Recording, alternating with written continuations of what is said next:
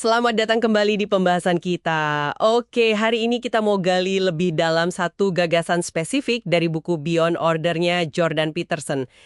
Dari sumber yang Anda kasih itu kan ada banyak aturan ya, tapi kita fokus ke satu aja nih, aturan ke-12. Aturan ke-12 ya? Iya, yang bunyinya, bersyukurlah terlepas dari penderitaan Anda. Wah, ini tema yang kuat banget rasanya. Apalagi kalau ingat konteks penulisannya kan dia lagi ngalamin masa sulit juga pas nulis. Betul, betul. Jadi, misi kita hari ini bukan cuma tahu aturannya apa, tapi coba pahami kenapa gitu loh. Kenapa sikap ini dianggap penting banget. Bahkan mungkin krusial ya pas lagi susah. Mari kita bedah bareng-bareng. Tepat sekali. Buku ini kan memang mengakui ya penderitaan, kedengkian itu bagian dari hidup. Realitas eksistensial lah istilahnya. Sesuatu yang ya sulit dihindari sebagai manusia. Manusia punya kapasitas buat melampaui itu. Bukan cuma bertahan ya, tapi melampaui. Nah disinilah rasa syukur itu jadi sentral banget perannya. Coba kita lihat lebih dalam lagi. Oke, aturan ke-12. Bersyukurlah terlepas dari penderitaan Anda.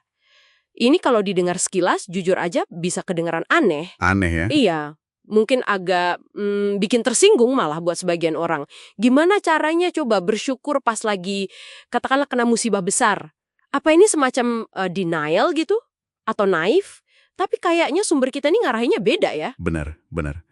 Sumber ini menggambarkannya itu bukan sebagai kepolosan atau denial tadi, tapi sebagai, kutipannya nih, upaya sadar dan berani untuk bersyukur di tengah malapetaka hidup. Sadar dan berani. Pilihan buat melawan arus keputusasaan atau kepahitan yang mungkin rasanya lebih alami pas lagi susah.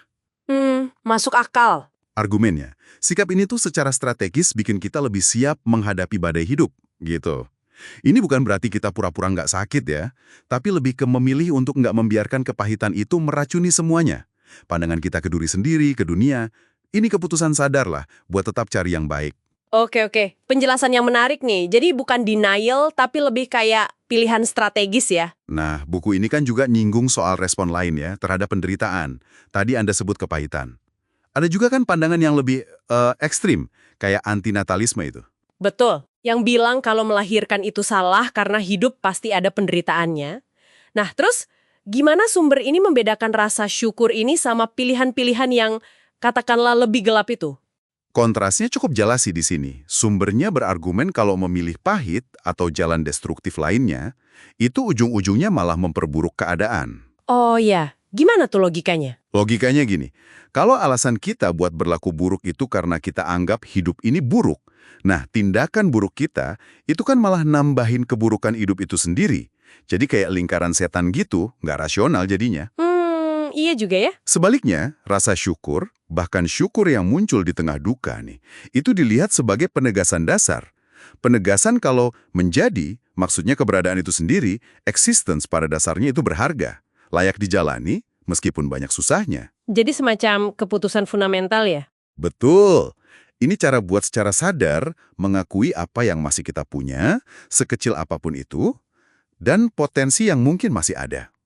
Daripada kita cuma fokus ke apa yang hilang atau yang bikin sakit. Saya mulai paham.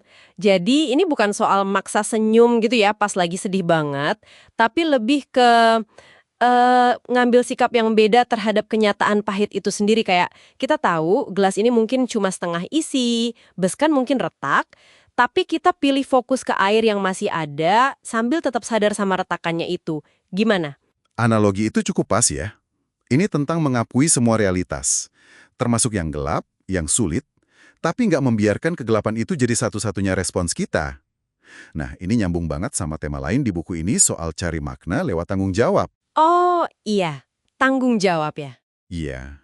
Rasa syukur ini bisa dilihat sebagai bagian dari ngambil tanggung jawab atas sikap mental kita sendiri dalam menghadapi hidup. Ini pilihan sadar buat mengarahkan perhatian kita ke arah yang lebih konstruktif lah, meskipun tantangannya berat. Menarik banget ya cara memandangnya sebagai tindakan aktif, bertanggung jawab, bukan cuma emosi pasif yang datang kalau lagi enak aja.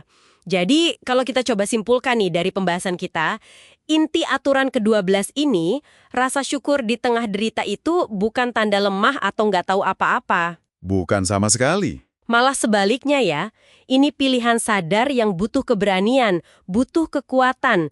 Semacam alat navigasi psikologis lah buat menghadapi hidup yang kompleks dan kadang tragis ini. Tepat sekali. Dan ini mungkin ninggalin kita dengan satu pertanyaan ya, buat direnungkan oleh Anda semua yang mendengarkan. Kalau rasa syukur ini, seperti yang digambarkan di sini, adalah respons yang aktif dan berani terhadap penderitaan, bukan cuma perasaan pasif saat semua baik-baik saja.